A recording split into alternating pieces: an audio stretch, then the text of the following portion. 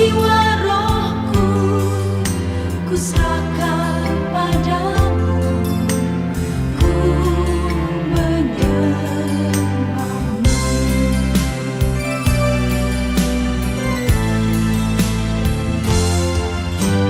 Tinggikan namamu, ya Tuhan,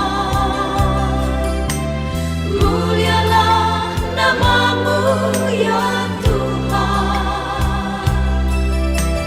Tiada lain seperti Engkau, ya Allahku, besar kuasa-Mu. Tiada lain seperti Engkau, ya Allahku, besar kuasa.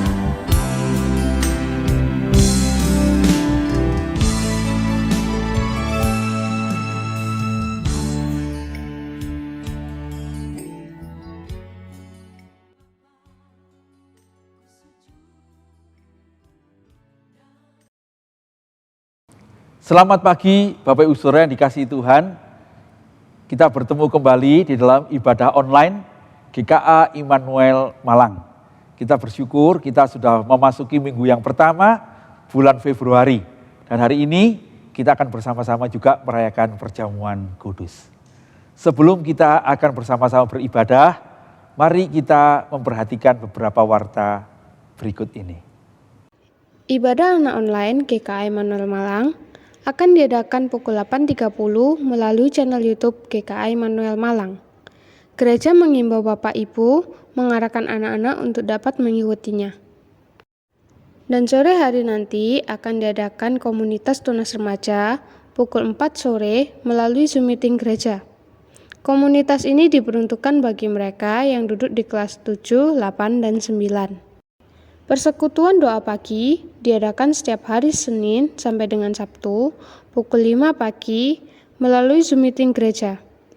Jemaat diundang untuk bersekutu bersama setiap pagi sebelum memulai aktivitas kita. Pemahaman Alkitab online diadakan setiap hari Selasa.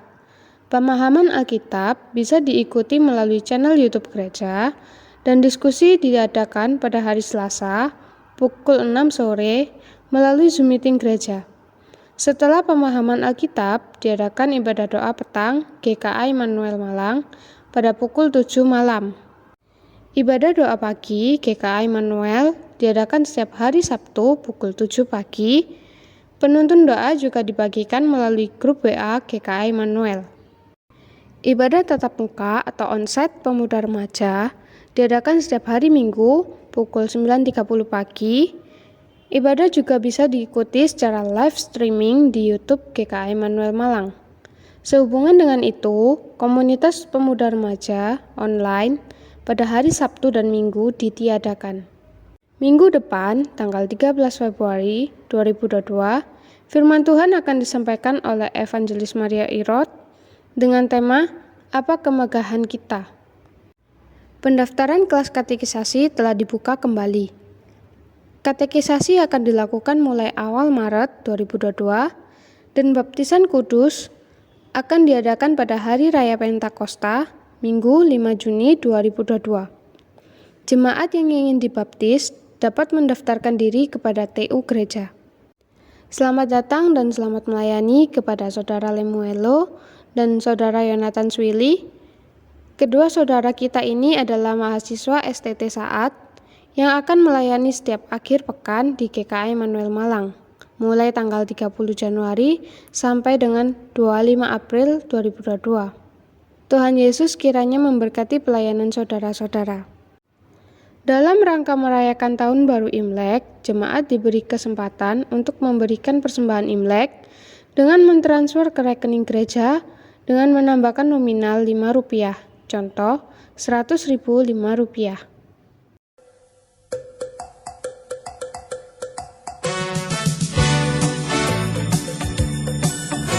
Shalom saudara-saudara yang dikasihi Tuhan. Kita bersyukur karena pada tahun ini gereja kita GKA Immanuel Malang akan merayakan ulang tahun yang ke-40. Saudara-saudara, angka 40 itu merupakan angka yang khusus di dalam Alkitab kita, ya. Banyak dicatat tentang perjalanan-perjalanan rohani yang dilakukan oleh bapak-bapak gereja kita dalam angka 40 ini, ya. Sebagai contoh, Musa itu ada 40 tahun hidup sebagai anak putri Firaun. Kemudian dia 40 tahun di padang Midian, dan kemudian dia dipanggil Tuhan dan 40 tahun memimpin umat Israel di padang gurun. Nah, dalam konteks itulah kita ini mau juga bersama-sama merayakan 40 tahun gereja kita ini dengan cara yang lebih khusus. Kali ini kita mau merayakannya dengan mengambil komitmen selama 40 hari. Kita berdoa, bersyukur, dan belajar untuk menemukan tujuan hidup kita, tujuan Tuhan bagi gereja kita di masa yang akan datang. Nah, saudara, 40 hari menjadi masa yang penting dari banyak tokoh di Alkitab. Pada zaman Nuh, selama 40 hari itu hujan turun, dan kemudian Nuh itu diselamatkan di dalam bahtera. Pada zaman Musa itu 40 hari bertemu dengan Tuhan di Gunung Horeb untuk menerima hukum Taurat. Kemudian kita juga mengenal pertobatan kota Niniwe, ya. Niniwe itu akan dihancurkan Tuhan, tetapi mereka berpuasa 40 hari, 40 malam, dan Tuhan menyelamatkan mereka. Waktu Tuhan Yesus memulai pelayanannya, dia berpuasa 40 hari, dan kemudian Tuhan memulai pelayanannya. Setelah Tuhan Yesus disalibkan, dia bangkit, dan dia 40 hari bersama dengan murid-muridnya sebelum dia naik ke surga. Nah, kali ini saudara-saudara, saya mengajak teman-teman menjelang Paskah nanti, dalam masa Prapaskah, kita akan mengambil waktu 40 hari Prapaskah sebagai hari di mana kita mengambil komitmen untuk bersama-sama berdoa, bersama-sama bersyukur, bersama-sama merenungkan kebenaran-kebenaran tentang tujuan hidup gereja kita, tujuan hidup kita, supaya kita boleh maju melayani Tuhan. Kita akan melakukan komitmen itu dengan memakai waktu ibadah doa bagi kita setiap hari jam 5 pagi sampai jam 5.40, ya. Kita lakukan mulai tanggal 2 Maret sampai tanggal 15 April, yaitu hari Jumat Agung tahun 2022 ini. Dan saya mengharapkan saudara-saudara kita melakukan ini bersama-sama dengan keluarga kita, supaya kita tidak melakukannya secara pribadi-pribadi, tetapi kita ini melakukannya sebagai keluarga Allah. Saya berharap Bapak Ibu boleh mengajak suami, mengajak istri, mengajak anak-anak, mengajak orang tua yang serumah atau yang di tempat yang lain, boleh juga mengambil komitmen bersama selama 40 hari ini, ya. Bapak Ibu boleh mendoakannya terlebih dahulu, dan selama bulan Februari saudara-saudara boleh memikirkan ini, mendoakan ini, dan kemudian mendaftarkan diri kepada gereja. Kenapa kok perlu daftar, saudara-saudara? Yang pertama, supaya gereja tahu siapa orang-orang yang akan mengambil komitmen ini, dan dengan demikian kita boleh saling menguatkan, saling mengingatkan, dan kita boleh bersama-sama saling mendorong untuk bisa melakukan komitmen ini dengan setia, dan dengan begitu kita membangun persaudaraan yang kuat. Yang kedua, dengan mendaftar kami boleh tahu kesukaran-kesukaran Bapak Ibu dalam mengikuti komitmen ini. Misalnya tidak punya pulsa untuk sama-sama, kami akan mengusahakan apa yang bisa kami usahakan supaya Bapak Ibu bersama keluarga bisa mengikuti bersama-sama. Ada bahan-bahan yang akan kami bagikan, dan mungkin nanti kalau pada akhir pertemuan kita tahu ada orang-orang yang setia mengikuti, kita akan ada reward, gitu ya. Kita akan berikan ucapan terima kasih, apresiasi pada kesetiaan dalam mengambil komitmen untuk berdoa bersama-sama selama 40 hari ini. Nah, saudara-saudara, karena itu mari mendoakan ini dulu bersama dengan keluarga, bicarakanlah dengan keluarga, dan ambillah komitmen bersama dengan keluarga yang bisa. Maksudnya keluarga-keluarga yang bisa untuk ambil komitmen bersama ya. Kalau punya anak bayi ya tentu tidak bisa diajak.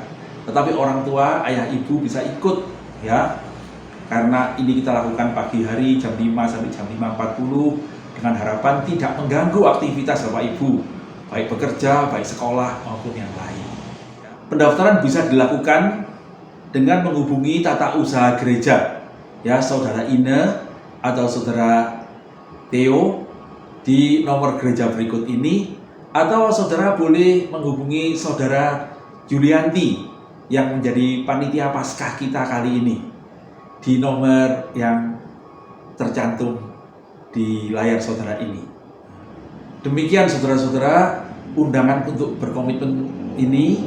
Saya akan mengupdate perkembangan-perkembangan selanjutnya. Saya sungguh berharap boleh mendukung kerinduan kita bersama-sama supaya dalam 40 tahun gereja kita ini sungguh Tuhan memberkati kita, Tuhan menunjukkan visinya, dan Tuhan memberikan pembaharuan, pencerahan, dan tuntunan untuk masa depan yang lebih baik, sehingga gereja kita ini boleh berkembang dan menjadi berkat bagi Kota Malang, keluarga-keluarga kita, dan nama Tuhan dipermuliakan.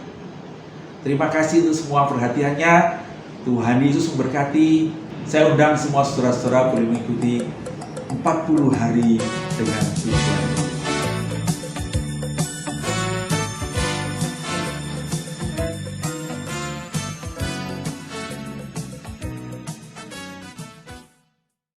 Demikian seluruh warta kita hari ini. Tuhan Yesus memberkati saudara sekalian. Selamat beribadah.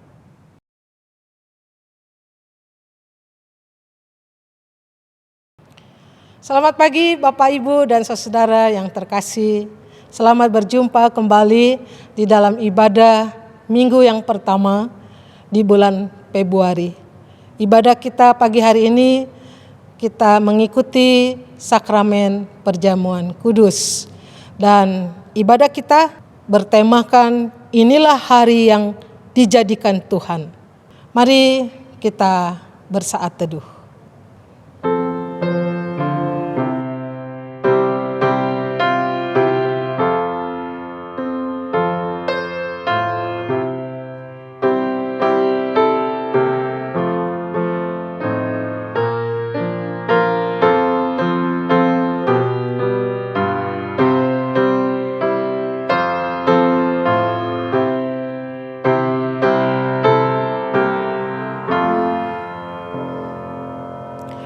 Mari kita berdiri.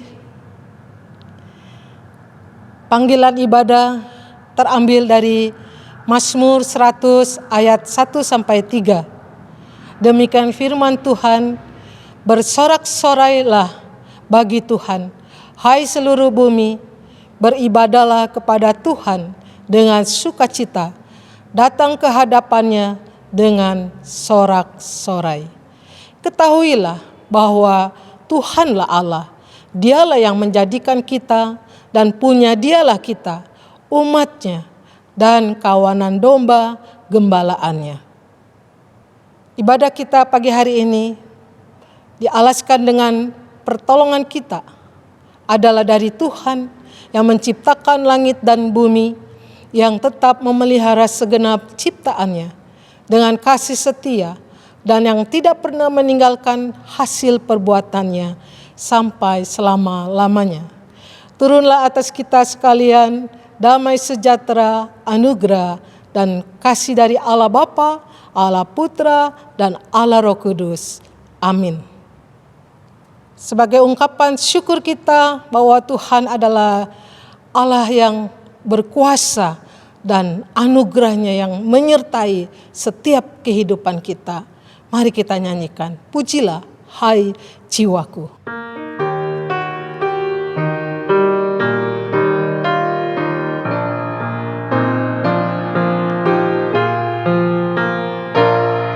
Pujilah hai jiwaku akan Yehova, jangan lupakan anugerahnya. Ya sembuhkan dan ampuni dosamu,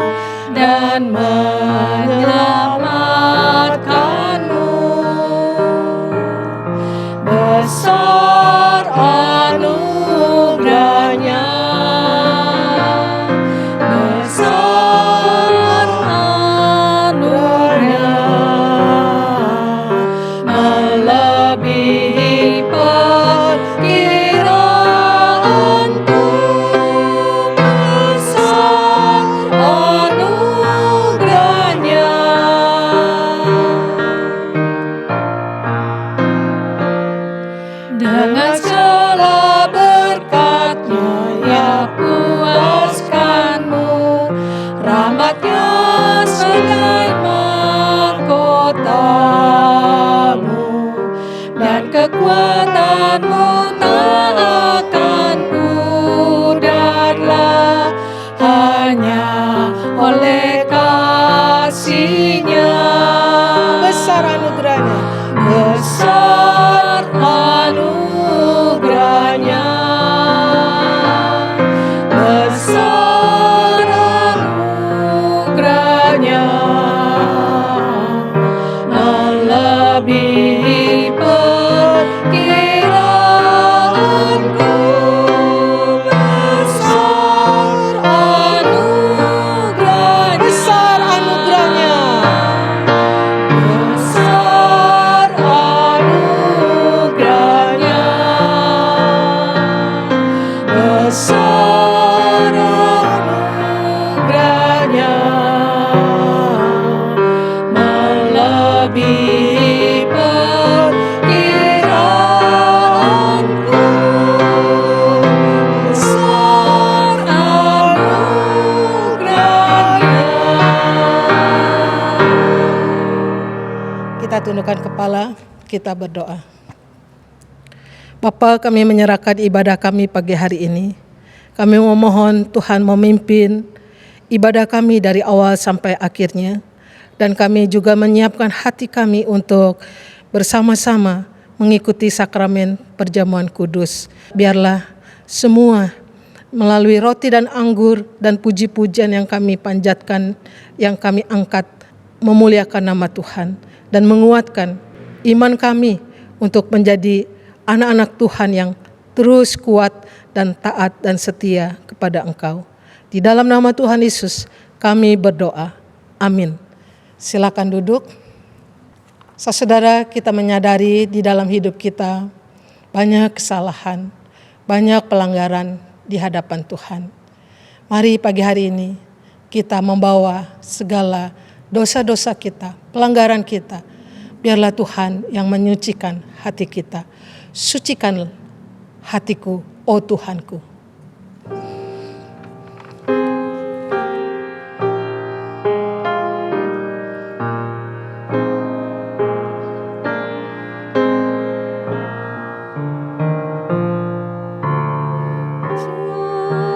Sucikan hatiku, oh Tuhanku. Semua ku serahkan kepadamu.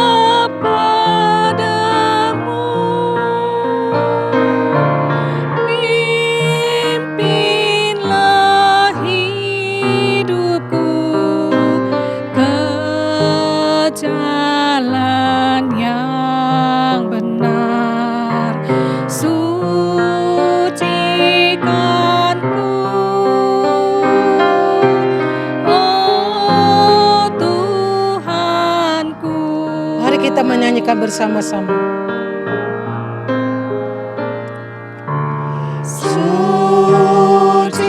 Sucikan hatiku, oh Tuhanku.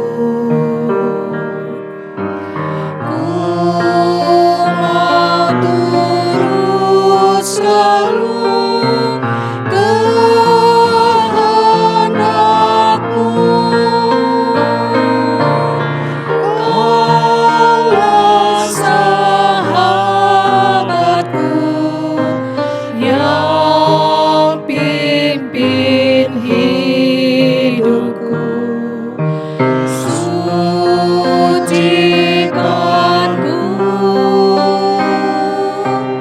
oh Tuhanku. Kita tundukkan kepala, kita berdoa. Tuhan, kami membawa segala pelanggaran dan dosa-dosa kami. Sucikanlah hati kami, Tuhan. Ampuni segala kesalahan kami. Mampukanlah kami untuk menuruti kehendak-Mu dan pimpinlah hidup kami. agar kami dapat menjadi anak-Mu yang terus menyenangkan, memuliakan Tuhan. Di dalam nama Tuhan Yesus kami berdoa. Amin. Kita menyanyikan Sucikan Hatiku.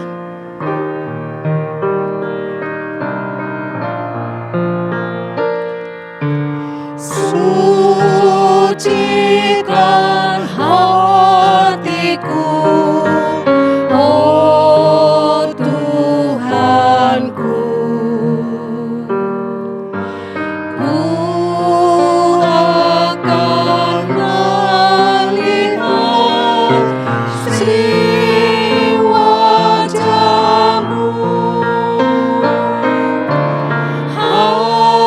Hapuslah dosaku, ku taat perintah-Mu.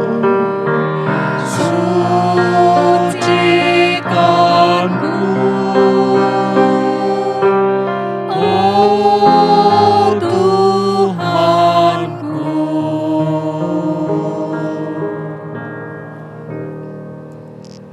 Setelah kita didamaikan oleh Tuhan, mari kita mendengarkan berita anugerah dari Tuhan yang terambil dari 2 Korintus 5 ayat 21. Dia yang tidak mengenal dosa telah dibuatnya menjadi dosa karena kita, supaya di dalam Dia kita dibenarkan oleh Allah. Terpujilah Tuhan yang telah membenarkan hidup kita. Dan kita bersama-sama membaca petunjuk hidup baru dari Roma 12 ayat pertama. Karena itu saudara-saudara, demi kemurahan Allah, aku menasihatkan kamu supaya kamu mempersembahkan tubuhmu sebagai persembahan yang hidup, yang kudus, dan yang berkenan kepada Allah. Itu adalah ibadahmu yang sejati. Saya mengajak berdiri, kita mau menyatakan iman kita di dalam pengakuan iman rasuli. Aku percaya kepada Allah, Bapa yang Maha Kuasa, Khalik langit dan bumi, dan kepada Yesus Kristus, Anaknya yang tunggal Tuhan kita, yang dikandung dari Roh Kudus, lahir dari anak darah Maria, yang menderita sengsara di bawah pemerintahan Pontius Pilatus, disalibkan, mati dan dikuburkan, turun ke dalam kerajaan maut. Pada hari yang ketiga, bangkit pula dari antara orang mati, naik ke surga, duduk di sebelah kanan Allah, Bapa yang Maha Kuasa. Dan dari sana Ia akan datang untuk menghakimi orang yang hidup dan yang mati. Aku percaya kepada Roh Kudus, gereja yang kudus dan persekutuan orang kudus, pengampunan dosa, kebangkitan tubuh, dan hidup yang kekal. Amin. Silakan duduk. Saudaraku yang terkasih, mari kita siapkan hati kita untuk mendengarkan sabda Allah yang disampaikan oleh hambanya Pendeta Tikijo. Mari kita menyanyikan firman-Mu, pelita bagi kakiku.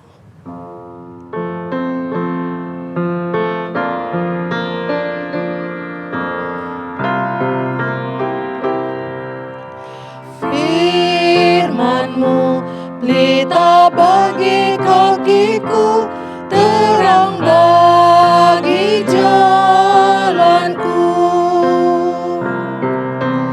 Firman-Mu, pelita bagi kakiku, terang bagi jalanku.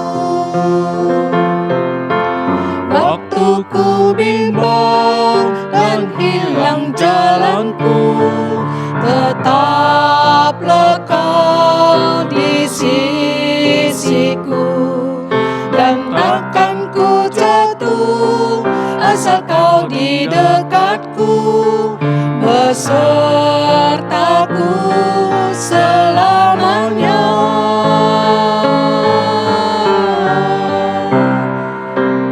Firman-Mu, pelita bagi kakiku,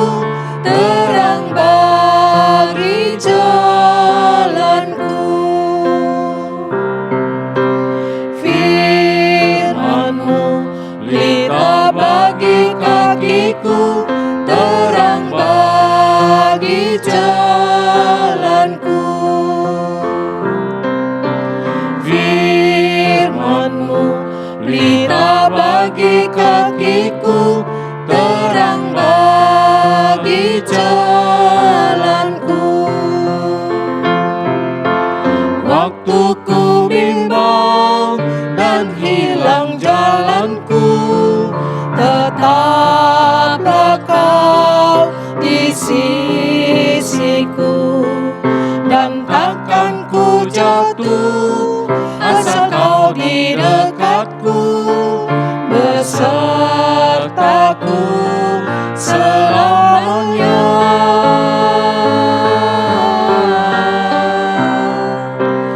Firman-Mu pelita bagi kakiku, terang bagi jalanku.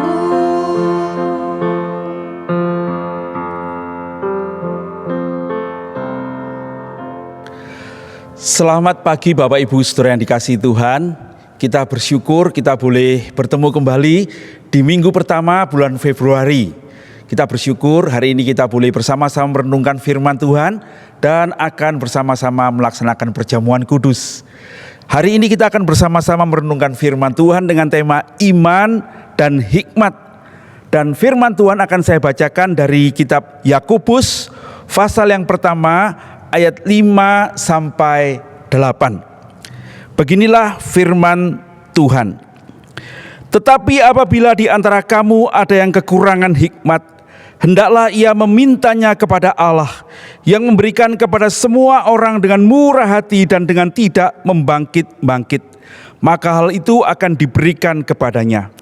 Hendaklah ia memintanya dalam iman dan sama sekali jangan bimbang. Sebab orang yang bimbang sama dengan gelombang laut yang diombang-ambingkan kian kemari oleh angin. Orang yang demikian janganlah mengira bahwa ia akan menerima sesuatu dari Tuhan. Sebab orang yang mendua hati tidak akan tenang dalam hidupnya. Berbahagialah kita sekalian yang membaca firman Tuhan, menyimpan dalam hati kita dan melakukannya di dalam hidup kita. Mari kita berdoa sebelum kita merenungkan firman Tuhan ini. Bapa yang di sorga, terima kasih kami boleh bersama-sama membaca firman-Mu dalam ibadah pagi hari ini. Kami berdoa Tuhan, kiranya Engkau akan memberkati kami dengan kebenaran-Mu dan menuntun kami untuk bisa melakukannya. Dan kiranya Tuhan dengan tuntunan firman-Mu lah kami akan menjalani hidup yang berkenan kepadamu, yang memuliakan nama-Mu, menjadi berkat bagi sama kami, dan kami beroleh ketenangan, sukacita dalam menghadapi pergumulan-pergumulan kami di tengah dunia ini. Pimpinlah hamba-Mu dalam segala keterbatasan, kiranya Roh Kudus yang akan menyertai kami sekalian, sehingga setiap kami, baik yang di gereja maupun di rumah, boleh merasakan, boleh diajarkan, boleh mendapatkan tuntunan dari Tuhan sendiri. Terpujilah nama-Mu, demi Yesus Kristus Tuhan dan Juru Selamat kami yang hidup, kami berdoa dan mengucap syukur. Amin. Pastor Warren Wiersbe mempunyai seorang mantan sekretarisnya yang pada masa-masa tuanya itu mengalami kesukaran dalam pencobaan. Dia mengalami stroke dan kemudian suaminya itu mengalami kebutaan yang makin lama makin parah. Dan ketika suaminya dibawa ke rumah sakit, diberitahu oleh orang rumah sakit itu bahwa kebutaan itu menunjukkan ada sesuatu di dalam kepalanya yang menurut dokter katanya suaminya itu tidak akan lama lagi di dunia ini. Dia akan meninggal. Nah saudara-saudara sekalian, pada hari Minggu Warren Wiersbe melihat mantan sekretarisnya itu beribadah di gerejanya. Karena dia mendengar kabar itu, maka selesai ibadah dia mendekati sekretarisnya dan berkata, "Aku mendoakanmu, kamu sih tetap tabah ya." Gitu. Sekretarisnya bertanya, "Apa yang kamu minta dari Tuhan?" Pastor Wiersbe berkata, "Aku minta supaya Tuhan menolongmu dan Tuhan menguatkanmu melewati pergumulan ini." Sekretarisnya berkata, terima kasih Pastor, saya menghargainya. Tapi tolong doakan satu hal lagi. Doakan supaya Tuhan memberikan saya hikmat, supaya semua yang saya alami ini tidak sia-sia. Saudara-saudara, Pastor Wiersbe menulis dalam buku yang ditulisnya itu begini. Dia mengerti apa yang dimaksudkan di dalam Yakobus 1 ayat yang ke-5 yang mengatakan, apabila di antara kamu ada yang kekurangan hikmat, hendaklah ia memintakannya kepada Allah. Nah, saudara-saudara sekalian, minggu yang lalu kita sudah membahas bagaimana seorang beriman itu juga mengalami banyak pencobaan, ya. Tapi di dalam mengalami pencobaan-pencobaan itu, dalam pasal pertama ayat yang kedua, Yakobus mengatakan, saudara-saudara, anggaplah sebagai suatu kebahagiaan, suatu sukacita kalau kita ini menghadapi pencobaan-pencobaan. Kenapa? Karena di dalam iman kepada Tuhan kita tahu bahwa itu adalah ujian terhadap iman kita. Supaya kita menjadi semakin teguh, kita tahu kualitas iman kita, bagaimana kita mengikut Tuhan. Yang kedua, kita mesti bersuka cita karena kita tahu di dalam iman kepada Tuhan, sesungguhnya Tuhan menyertai kita melalui pencobaan-pencobaan itu. Sesungguhnya Tuhan sedang membentuk kita untuk menjadi lebih baik, menjadi serupa dengan Kristus.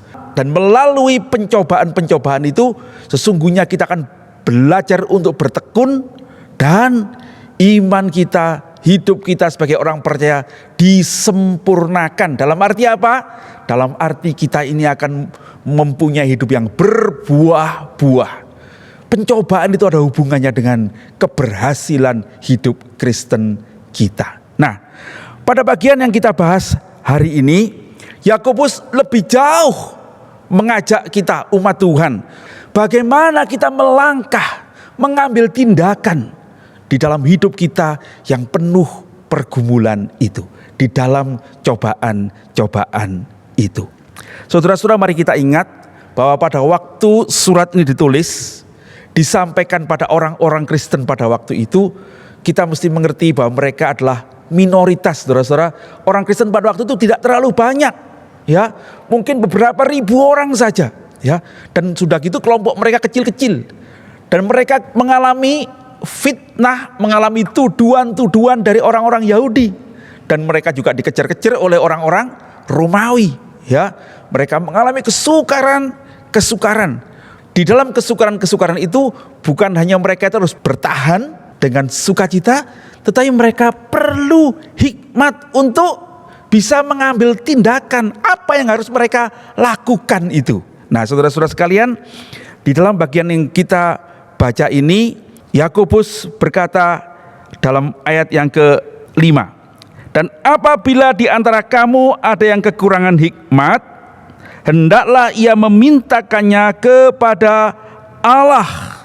Saudara-saudara sekalian, saya ingin membahas yang pertama adalah apa hikmat itu. Dari kamus Oxford dikatakan hikmat itu adalah kemampuan untuk menentukan dengan benar hal-hal yang berhubungan dengan kehidupan dan hal-hal tentang bagaimana bersikap, terutama mengenai hal-hal yang praktis, tindakan-tindakan yang harus diambil.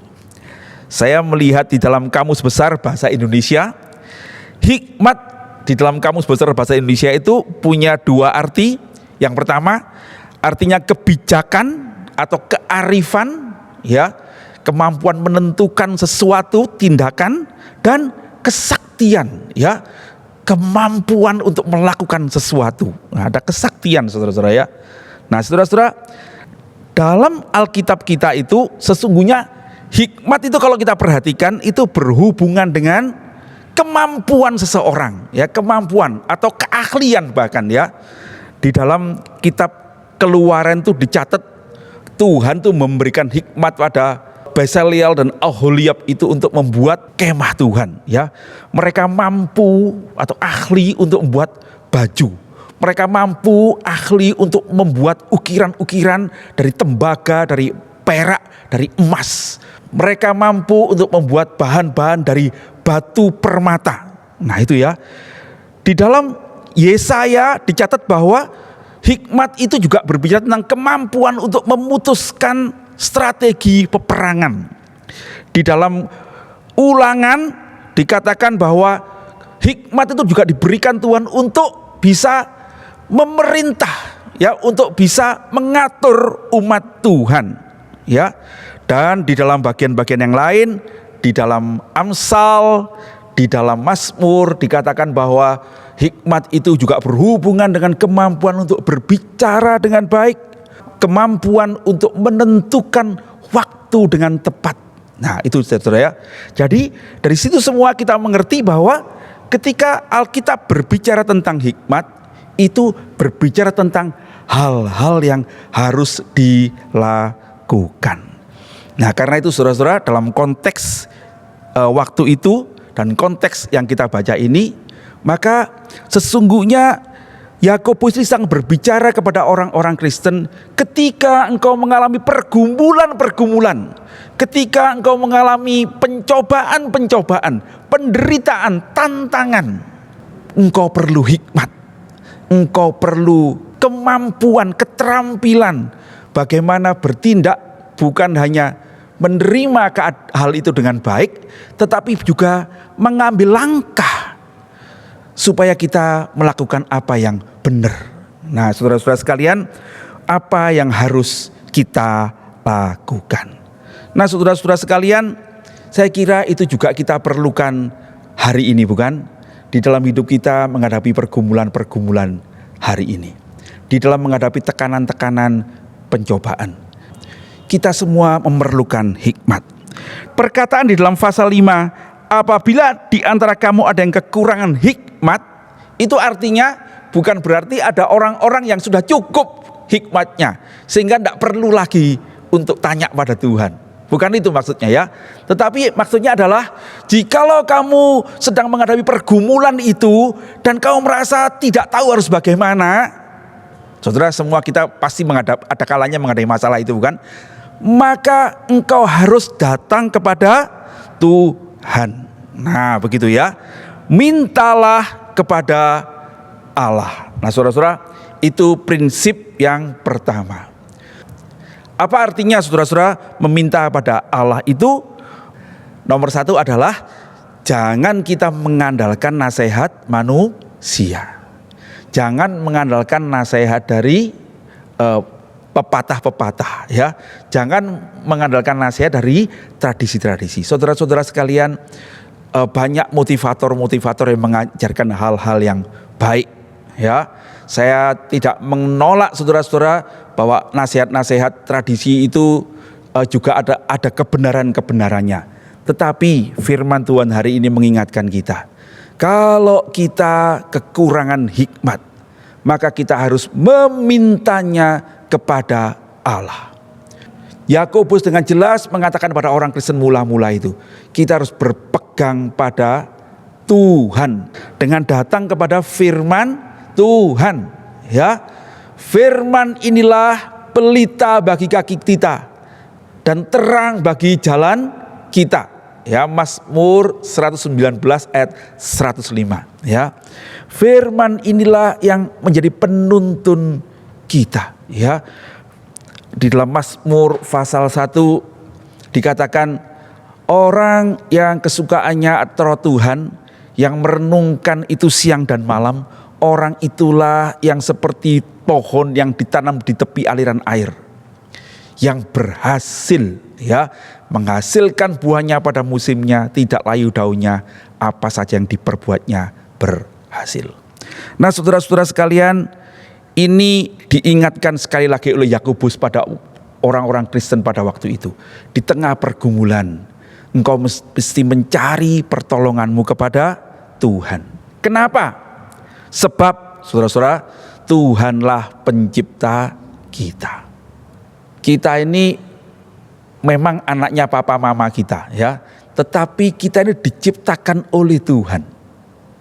Yang tahu tujuan kita diciptakan itu adalah pencipta itu, pembuat itu.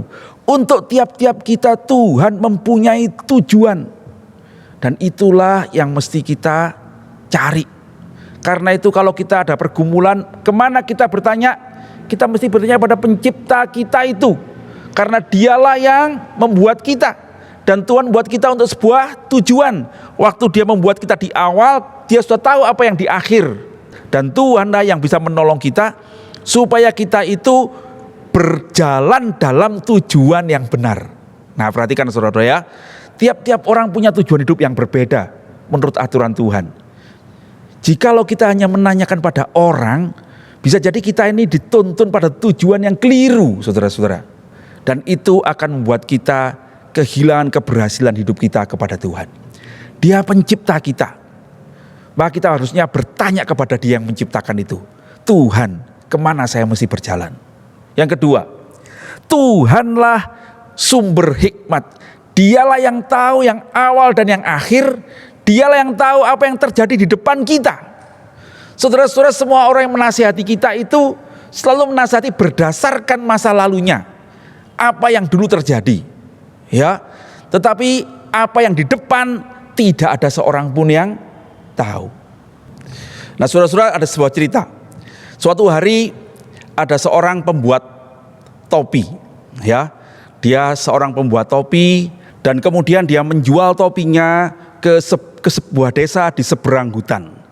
Ketika dia berjalan melalui hutan itu, kemudian dia ngantuk. Dan karena dia ngantuk, kemudian dia duduk di bawah pohon, dia mengambil sebuah topi yang dipikulannya itu dan menutupi mukanya dan dia tidur, ya. Ketika dia bangun, dia kaget. Kenapa? Topi-topi yang dibawanya itu dalam pikulan hilang, gitu ya. Dia berkata, kemana topi saya itu?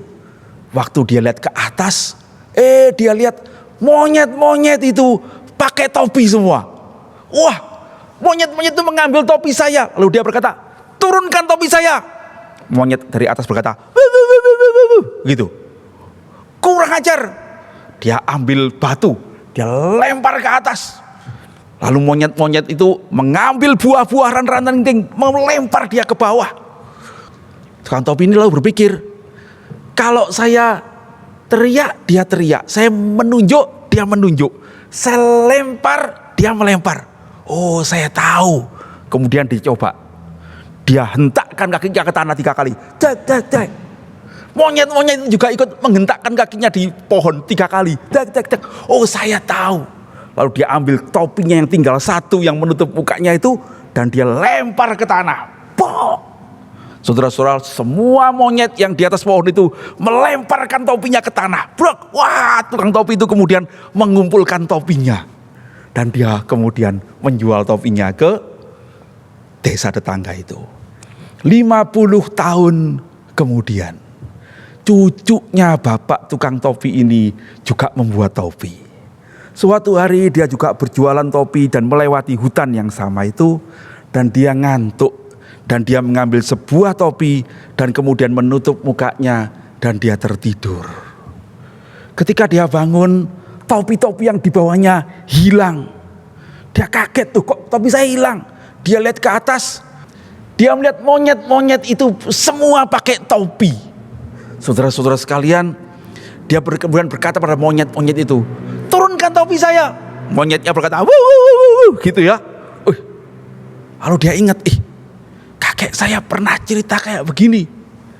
Coba, lalu dia mengambil sebuah batu dan lempar ke atas. Dan monyet-monyet itu mengambil ranting, melempar dia di bawah. Wow, dia tahu mereka pasti seperti kakek yang saya alami. Kakek bilang, ketok 3 kali coba. Maka dia menjejakkan kakinya di tanah 3 kali. Monyet-monyet juga melakukan hal yang sama. Tok, tok, tok. Saya tahu. Maka dia mengambil topi yang tinggal satu itu, dia lempar ke tanah. Bok. Tiba-tiba ada seekor monyet turun ke bawah. Trut. Lalu hinggap di perutnya. Pluk. Dan monyet itu menampar mukanya. Pok, pok, pok. Dia kaget dan monyet itu bilang, memangnya cuma kamu yang punya kakek. Saudara ngerti? Monyet-monyet itu juga punya kakek maksudnya ya. Dan kakeknya bercerita pada mereka ya. Dan mereka tidak mau ditipu lagi. Nah saudara-saudara kalian, kadangkali pengalaman itu tidak sama dengan apa yang kita alami. Kejadiannya mungkin sama. Tetapi sungguhnya kejadian ke depan itu berubah. Apa yang mereka nasihatkan berdasarkan pengalaman itu seringkali tidak bisa memecahkan masalah kita. Siapa yang bisa memecahkan masalah kita? Hanya Tuhan. Kenapa?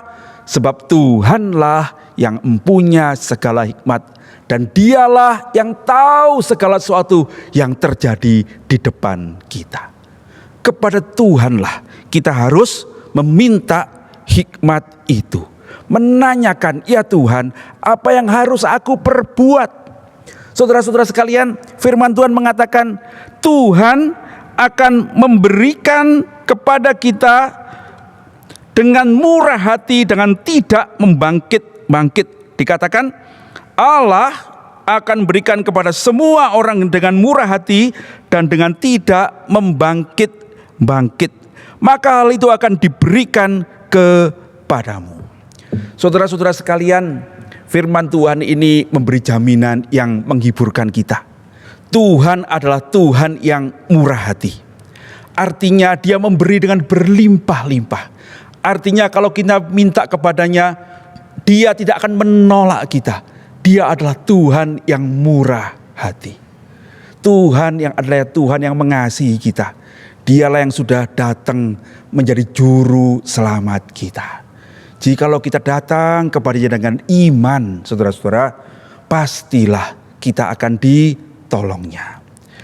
Alkitab mengatakan Dia memberi dengan tidak membangkit. Maksudnya apa itu, saudara? Maksudnya Tuhan itu tidak akan merasa bosan, tidak akan merasa terganggu, tidak akan merasa kok kamu datang terus itu membangkit itu ya. Tetapi Dia akan dengan sukacita menerima kalau saudara setiap kali datang kepadanya. Dalam pergumulan engkau boleh selalu datang kepada Tuhan. Dan dengan kasih-Nya Dia akan menerimamu. Dia akan menolongmu. Dikatakan oleh firman Tuhan, Dia akan memberikannya kepadamu. Pertolongannya, tuntunannya itu kepada saudara dan saya. Maka prinsip yang pertama itu, di mana kita mencari pertolongan supaya kita tahu bagaimana mengambil langkah. Datanglah kepada Tuhan. Dialah sumber hikmat kita. Yang kedua, dikatakan oleh firman Tuhan di dalam ayat 6-8, hendaklah ia memintanya dalam iman dan sama sekali jangan bimbang, sebab orang yang bimbang sama dengan gelombang laut yang diombang-ambingkan kian kemari oleh angin, dan orang yang mendua hati tidak akan tenang dalam hidupnya. Saudara-saudara, firman Tuhan mengatakan yang kedua, mari kita meminta dengan iman. Mari kita meminta dengan iman. Saudara-saudara, iman yang bagaimana? Bagian ini menunjukkan sebuah iman yang dikontraskan dengan kebimbangan dan mendua hati, ya. Jadi jangan bimbang, jangan mendua hati, tapi mintalah dengan iman. Saudara-saudara, apa itu bimbang? Bimbang itu artinya ragu-ragu ya. Orang bimbang itu artinya kalau kita ditawarin dua tawaran, mau makan bakso atau makan soto, saya bimbang. Artinya apa? Bakso apa soto ya, gitu loh, ya. Itu bimbang, ya. Kesana atau kesini. Artinya apa? Saya memilih dua hal, gitu ya. Mendua hati itu adalah hal yang sama, saudara. Artinya hatinya dua, ya. Gambaran paling jelas kalau dalam hal rohani adalah Tuhan Yesus mengatakan engkau tidak bisa beribadah pada Allah dan kepada Mamon. Ya, kita tidak bisa menyembah Tuhan tapi juga menyembah uang.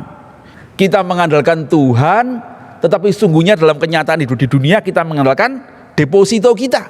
Nah, saudara-saudara sekalian, itu maksudnya, ya. Saudara-saudara sekalian, kenapa kok Yakobus mengatakan ini? Sebab sesungguhnya lah pada waktu itu dan pada masa sekarang, sekalipun kita ini menjadi orang Kristen, saudara, kita ini sering kali mendua hati. Dalam arti apa? Dalam arti kita itu sungguh-sungguh percaya Tuhan, ya betul. Tetapi dalam tindakan-tindakan nyata, seringkali kita tidak mengandalkan Tuhan, tetapi mengandalkan yang lain. Ya, kita ini sungguh-sungguh mengasihi Tuhan, ya betul. Tetapi dalam kehidupan nyata kadang-kadang kita lebih mengasihi diri sendiri. Saya percaya kepadamu ya Tuhan, saya mau taat kepadamu. Tetapi kemudian kan kita berkata begini, tapi kan saya berhak bahagia, nah gitu kan. Misalnya ini saudara, ada saudara yang mempunyai pacar bukan orang percaya. Firman Tuhan mengatakan jangan jadi pasangan yang tidak seimbang dengan orang yang tidak percaya. Tetapi pacarku ini orang baik gitu ya, dia tidak percaya Tuhan tapi dia orang baik. Dan dia tuh mengasihi aku. Saya bukan tidak percaya Tuhan, saya mau taat. Tetapi aku merasa dia itu adalah orang yang membahagiakan aku. Saudara-saudara sekalian, itu maksudnya. Nah, semua kita sesungguhnya mengalami kebimbangan-kebimbangan semacam itu. Itu sebabnya saudara-saudara, Yakobus itu mengatakan, saudara-saudara, engkau mesti datang kepada Tuhan. Dan yang kedua, datanglah dengan iman. Jangan bimbang, jangan mendua hati. Ya, artinya apa saudara-saudara? Pilihlah Tuhan. Nah itu dia ya, pilih satu saja, Tuhan. Saudara-saudara sekalian, di dalam Matius pasal 5 ayat 8, Tuhan Yesus berkata begini, berbahagialah orang yang suci hatinya, karena mereka akan melihat Allah. Nah, kata suci hatinya itu sebetulnya lebih tepat diterjemahkan murni hatinya. Ya, berbahagialah orang yang murni hatinya, pure in heart. Karena mereka akan melihat Allah. Murni hatinya itu artinya apa? Murni itu dalam arti tidak bercampur, saudara-saudara. Tidak ada campurannya. Jadi kalau gula ya gula tok. Kalau garam ya garam tok. Kalau air ya air tok. Tidak ada campuran yang lain. Satu saja ya. Sehingga dalam buku tafsirannya itu John MacArthur memberi judul bagian Matius 5 ayat 8 itu sebagai single mindedness gitu ya. Seorang yang punya pikiran yang satu saja. Bukan dua. Hatinya cuma satu saja. Saudara-saudara sekalian, orang semacam ini, kata Yakobus, yang hidupnya itu akan tidak diombang-ambingkan, ya, seperti gelombang laut yang kesana kesini, gitu ya. Di dalam Alkitab kita mengenal ada seorang yang bernama Yusuf. Yusuf ini adalah anak Yakub, ya. Dia mempunyai 11 saudara, ya. Dia anak yang ke-11, ya. Masih punya satu adik lagi. Jadi mereka ber-12 saudara laki-laki. Yusuf itu nomor 11. Nah, saudara-saudara, kalau kita membaca kitab Kejadian, mulai pasal ke-37 sampai pasal yang ke-50 itu kita menemukan cerita hidup tentang Yusuf. Dan kalau kita membacanya, kita akan melihat bagaimana Yusuf itu hidupnya seperti roller coaster gitu ya. Dia adalah seorang anak yang dicintai bapaknya, dimanja lebih dari saudara-saudaranya, sampai kemudian dia dibenci saudara-saudaranya, dibuang ke Mesir, kemudian difitnah oleh istri Potifar, masuk penjara, kemudian dia menafsirkan mimpi, lalu jadi penguasa di Mesir, dan akhirnya dia membawa seluruh keluarganya berpindah ke Mesir. Ya, dialah yang menjadi cikal bakal orang-orang Israel tinggal di Mesir. Nanti pada zaman Musa, baru orang Israel keluar dari Mesir menuju tanah perjanjian itu. Yusuf adalah orang yang mengalami berbagai-bagai pencobaan.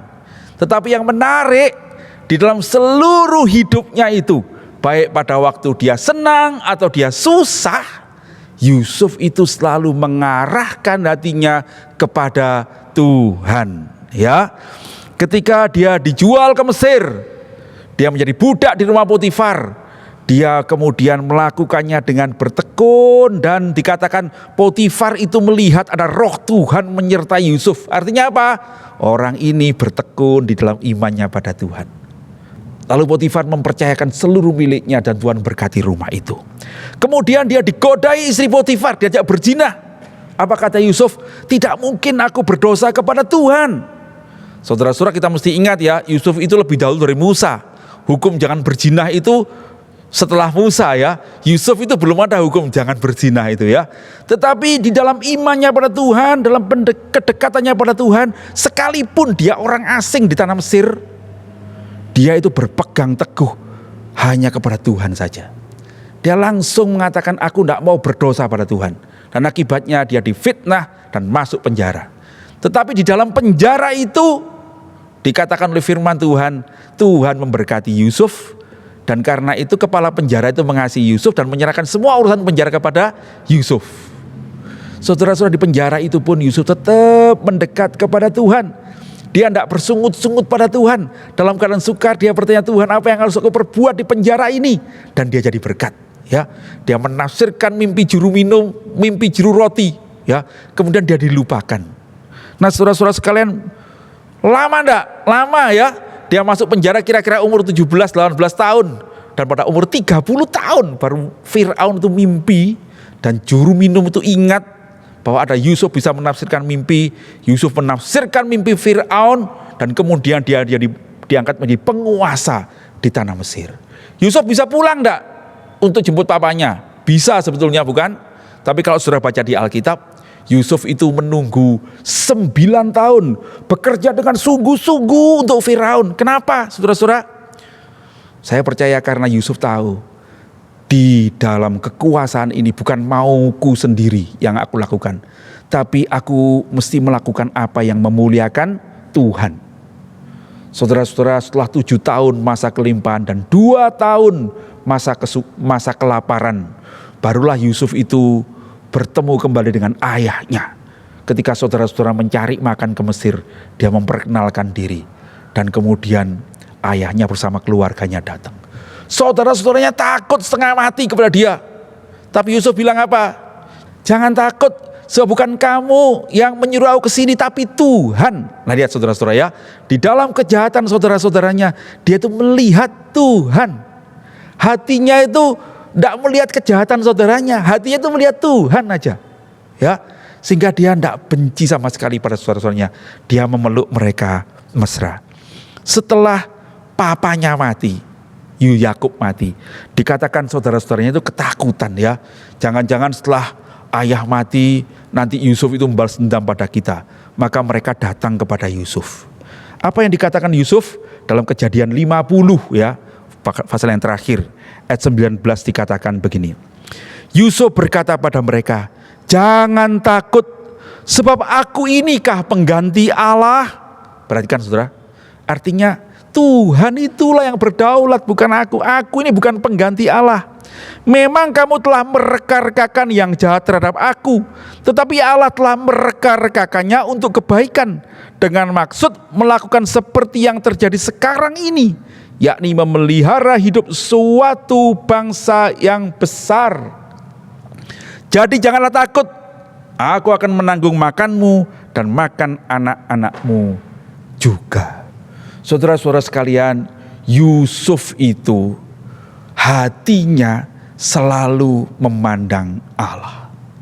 Waktu keadaan sukar, dia melihat Tuhan di dalamnya yang menyertai dia melewati kesukaran itu. Waktu keadaan berhasil, dia melihat Tuhan yang membawa keberhasilan itu. Hatinya tidak bimbang, hatinya tidak digoyahkan oleh keberhasilan atau kegagalan. Tidak digoyahkan oleh penderitaan atau sukacita. Hatinya tetap memandang kepada Tuhan. Ini dia yang dimaksud dengan iman yang tidak mendua hati, iman yang tidak diombang-ambingkan.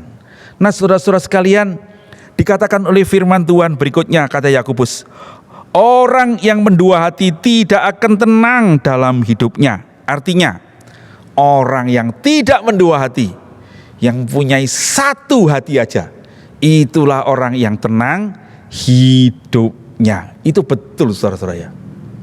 Kalau kita mempunyai hati yang murni, kita selalu melihat Tuhan, maka orang seperti ini akan hidup dengan gampang, dengan tenang. Kenapa? Sebab pilihannya jadi mudah. Kenapa kok mudah? Ya saya cuma milih satu. Milih apa? Milih Tuhan. Gitu ya. Kalau pencobaan kesukaran datang, saya tidak bingung apa yang saya alami. Saya tanya Tuhan, apa yang saya harus lakukan dalam pencobaan yang saya alami ini supaya saya memuliakan nama-Mu. Kalau ada keberhasilan datang, dia tidak bingung dengan bagaimana memakai keberhasilan ini, tapi dia tanya satu hal, Tuhan, bagaimana dengan semua keberhasilan ini saya memuliakan nama-Mu. Kalau saya dijahati orang, saya mengalami kesukaran, saya tidak akan marah, tapi saya bertanya, Tuhan, bagaimana saya bersikap pada orang ini supaya saya memuliakan nama-Mu. Kalau saya menghadapi kesukaran, bahkan kematian, sakit penyakit, pertanyaannya sama saudara-saudara. Tuhan, bagaimana saya mesti melangkah untuk memuliakan nama-Mu. Saudara-saudara sekalian, orang seperti ini tidak akan sukar. Barangkali dalam keluarga saudara ada masalah. Masalah dengan istri. Mikirnya bagaimana saudara-saudara? Saudara minta petunjuk ke siapa? Saudara-saudara datanglah pada firman Tuhan dan tanyakan kepada Tuhan, Tuhan, di tengah-tengah kesukaran ini, bagaimana saya melangkah memuliakan nama-Mu?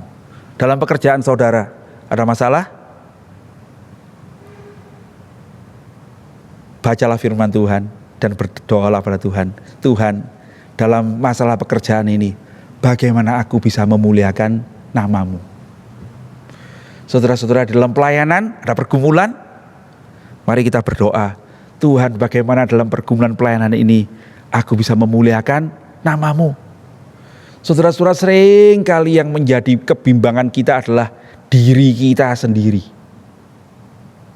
Mari kita tidak terlalu memikirkan diri sendiri saudara-saudara, tapi pikirkanlah apa yang memuliakan Tuhan.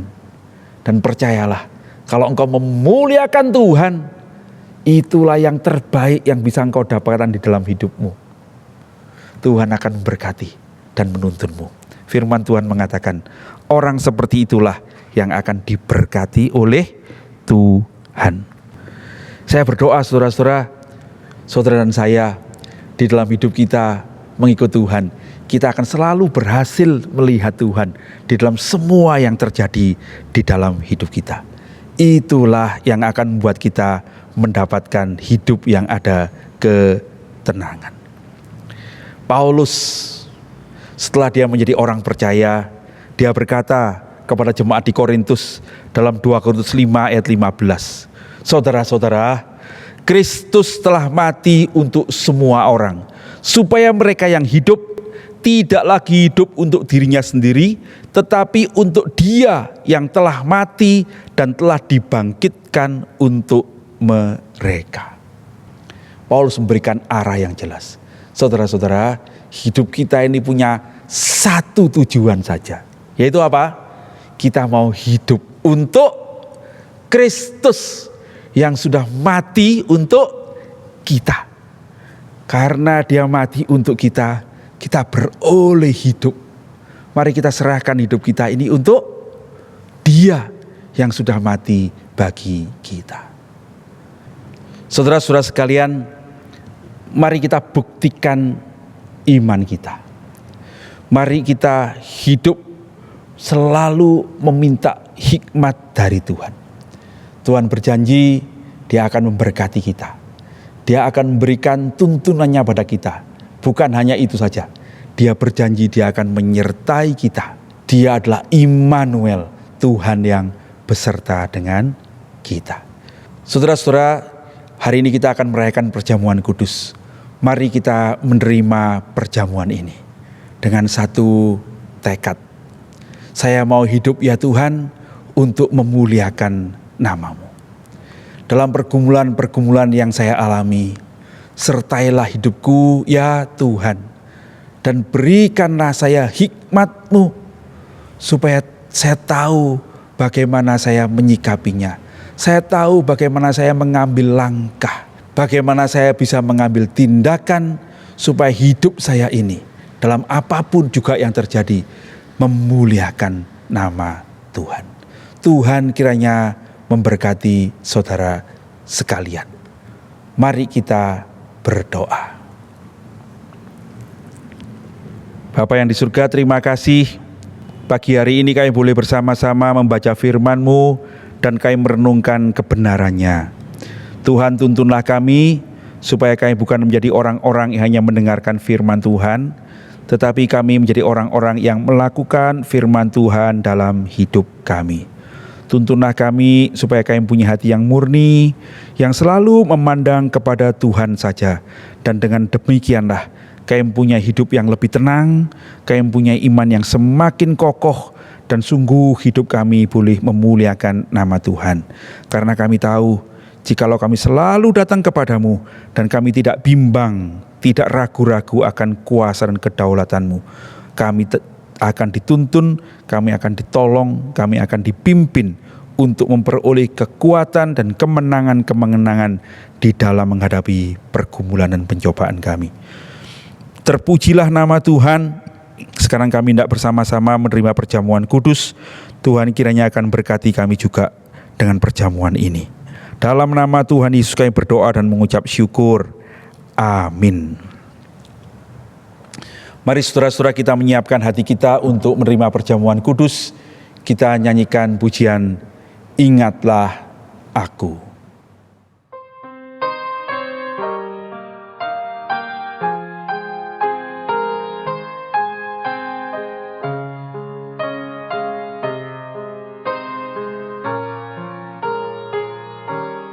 Pada malam Tuhan dikhianati, dipecahkan roti dan berkata, ambillah cawan tubuhku untukmu, minumlah darah tercurah bagimu, lakukanlah untuk menerangku.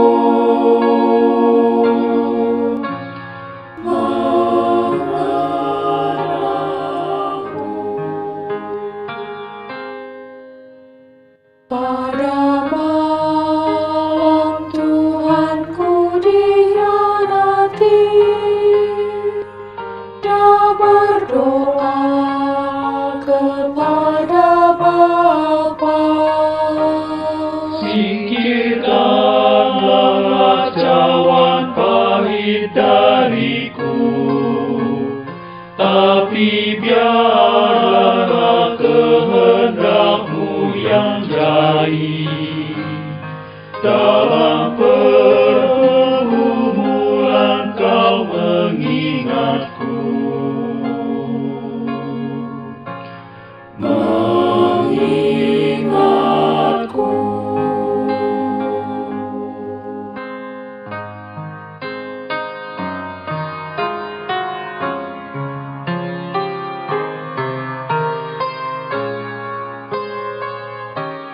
Pada malam aku merasa bimbang, Engkau datang menguatkan aku. Saat menerima darah dan tubuhmu, saat Kau renungkan doa Getsemani, pasti Tuhan Kau mengingatku, mengingatku. Tuhan mengingatku.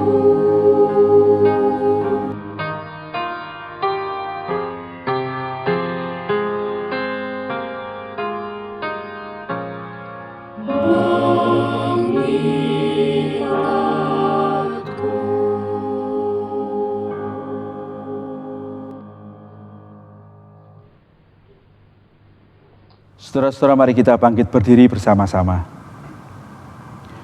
Mari kita berdoa. Bapa yang di surga, akan kami lakukan apa yang Kau perintahkan kepada kami sebelum Kau naik ke surga, supaya setiap kali kami bertemu, kami melakukan perjamuan kudus ini. Kami memecah roti untuk mengingat tubuh-Mu yang dipecahkan bagi kami, dan kami minum anggur untuk mengingat darah-Mu yang dicurahkan bagi kami. Kami mengingat Tuhan bahwa Engkaulah yang sudah menyelamatkan kami. Tuntunlah kami untuk hidup sekarang untuk memuliakan nama-Mu. Pimpinlah perjamuan kudus ini dari awal sampai akhir. Demi Yesus Juru Selamat kami yang hidup, kami berdoa. Amin. Saudara-saudara sekalian, perjamuan kudus sesungguhnya diperuntukkan untuk setiap kita yang sudah menerima Kristus sebagai Tuhan dan Juru Selamat. Tetapi karena aturan gereja, harap saudara-saudara yang belum dibaptis bersabar. Silakan ikut katekisasi dan menerima baptisan, dan pada waktu yang akan datang kita menerima perjamuan ini bersama-sama. Untuk semua saudara-saudara yang sudah dibaptis dari gereja manapun juga, di dalam nama Allah Bapa, Allah Putra, dan Allah Roh Kudus, mari kita menerima perjamuan ini bersama-sama, karena di dalam Yesus Kristus Tuhan kita ini adalah satu tubuh adanya.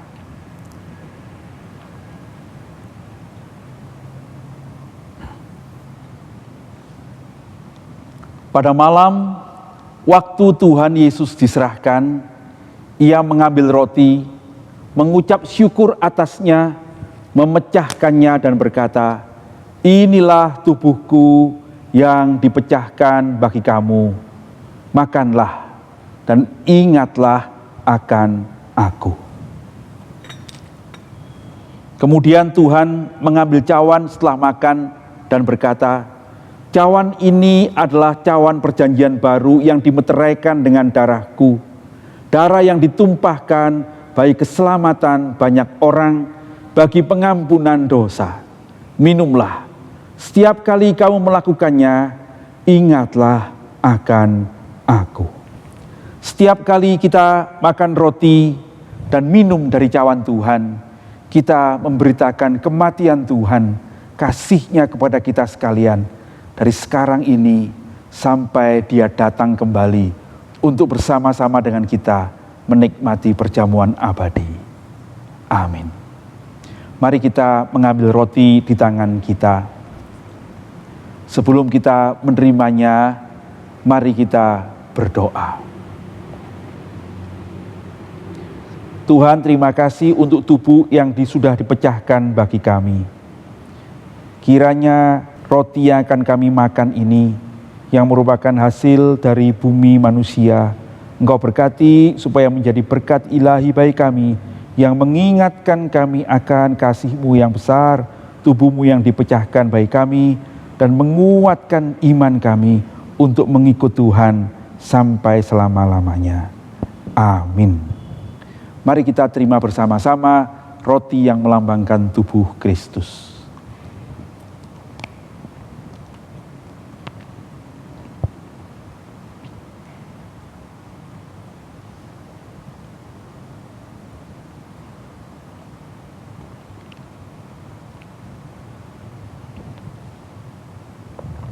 Mari kita mengangkat cawan di tangan kita. Mari kita berdoa. Tuhan, terima kasih untuk darah yang dicurahkan bagi kami. Darah yang mahal untuk menebus hutang dosa kami, untuk menyelamatkan kami dari dosa-dosa kami.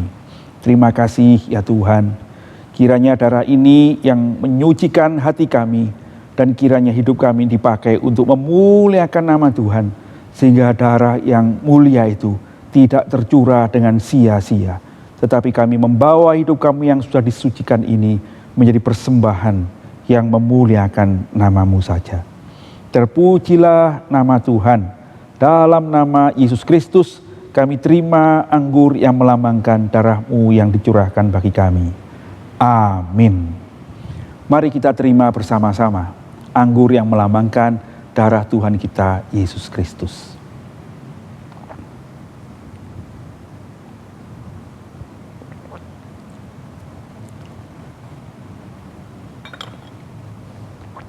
Mari kita berdoa. Sudah kami lakukan Tuhan apa yang Tuhan perintahkan kepada kami, supaya setiap kali kami melakukan perjamuan ini, dan kami mengingat Engkau Juru Selamat kami. Sekarang tuntunlah kami, supaya hidup yang Kau karuniakan kepada kami, yang sudah Engkau tebus dengan darah-Mu yang mahal, Tuhan, Engkau kiranya menuntun kami untuk memakainya, sungguh-sungguh memuliakan nama-Mu. Jagalah hati kami ya Tuhan, supaya selalu tertuju kepadamu, dan tuntunlah hidup kami untuk selalu memilih apa yang memuliakan nama-Mu. Dan kiranya di dalam mengikut Engkau, di dalam mencari hikmat yang daripadamu lah, hidup kami ini dituntun untuk menjadi berkat bagi kemuliaan nama Tuhan, berkat bagi sesama kami, dan menemukan kekuatan sukacita kami di dalam Engkau, Yesus Kristus Juru Selamat kami. Terpujilah nama Tuhan, tuntunlah kami untuk setia mengikut-Mu, sampai kami nanti semua pulang ke rumah yang kekal, ketika kami menikmati perjamuan kudus yang abadi bersama Tuhan. Amin. Silakan duduk saudara-saudara, demikian perjamuan kudus selesai, Tuhan Yesus memberkati. Kita bersyukur sudah mengikuti sakramen perjamuan kudus. Kita juga dituntun oleh firman-Nya, dan kita meyakini bahwa Yesus adalah penuntun hidup kita. Mari saudara kita ungkapkan syukur dan terima kasih kita kepada Tuhan dengan memberikan yang terbaik. Kita memberikan persembahan, dan saudara-saudara dapat mentransfer ke rekening gereja, atau saudara dapat mengumpulkan kemudian membawanya ke gereja. Mari kita menyanyikan Yesus menuntun hidupku.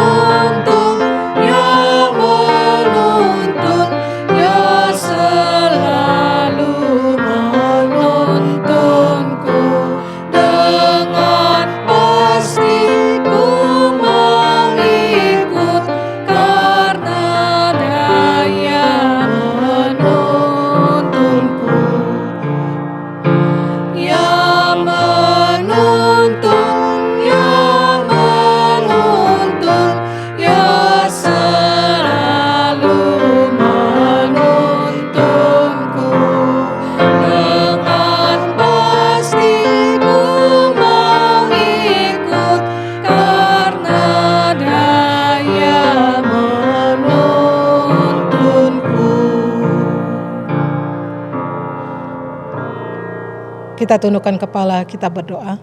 Kita membawa persembahan kita dan berdoa syafaat. Bapa dalam surga, kami bersyukur bahwa Engkau adalah Allah yang setia yang selalu menuntun hidup kami. Kami mengungkapkan syukur dan terima kasih dengan memberikan persembahan kami. Tuhan memberkati persembahan kami dan Tuhan memampukan kami untuk terus dapat memberikan yang terbaik kepada Tuhan. Dan kami juga membawa doa syafaat kami. Kami berdoa untuk bangsa dan negara kami, Indonesia.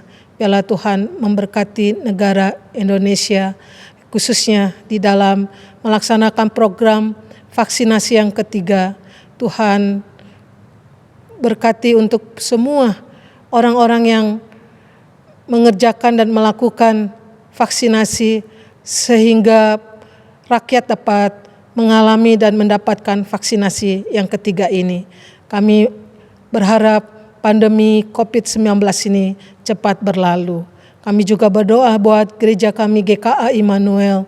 Biarlah Tuhan terus memberkati rumahmu, gerejamu GKA Immanuel untuk jemaat di dalam kehidupannya untuk semakin setia, semakin memuliakan Tuhan, semakin hidup untuk menuruti kehendak Tuhan, dan Engkau terus menuntun dan menyertai kehidupan jemaat GKA Immanuel. Engkau juga menolong bagi mereka yang di dalam kesusahan dan kesulitan. Tuhan berikan yang terbaik. Tuhan juga sembuhkan bagi mereka yang sakit, bagi yang lemah tubuh. Tuhan berikan kesehatan. Dengarlah doa syafaat kami dan dengarlah doa persembahan kami yang kami alaskan. Di dalam nama Yesus Kristus kami berdoa. Amin. Saya mengajak untuk berdiri, kita mengakhiri ibadah pagi hari ini, kita menyanyikan doxologi.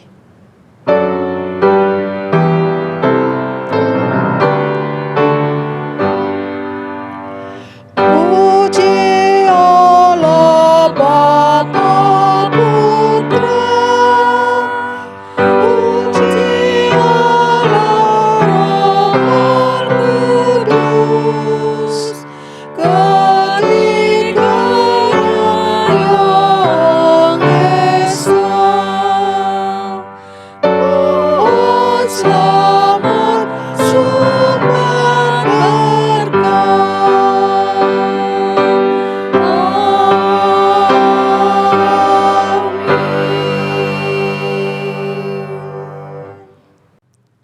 Jemaat yang dikasihi Tuhan, sekarang arahkanlah hatimu kepada Tuhan dan mari kita mengakhiri ibadah kita pada pagi hari ini dengan menerima berkat Tuhan.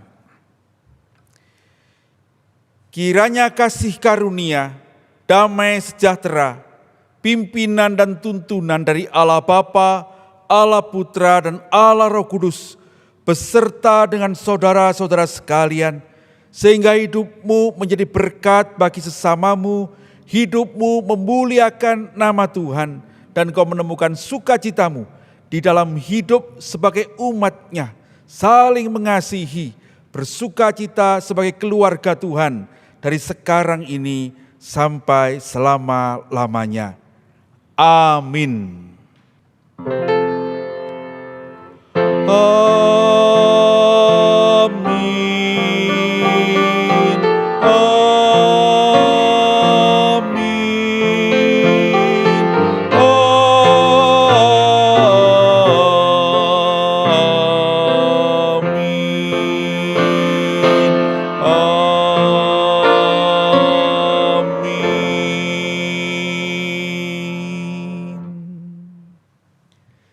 Silakan duduk, saat teduh kebaktian selesai. Tuhan Yesus memberkati saudara sekalian.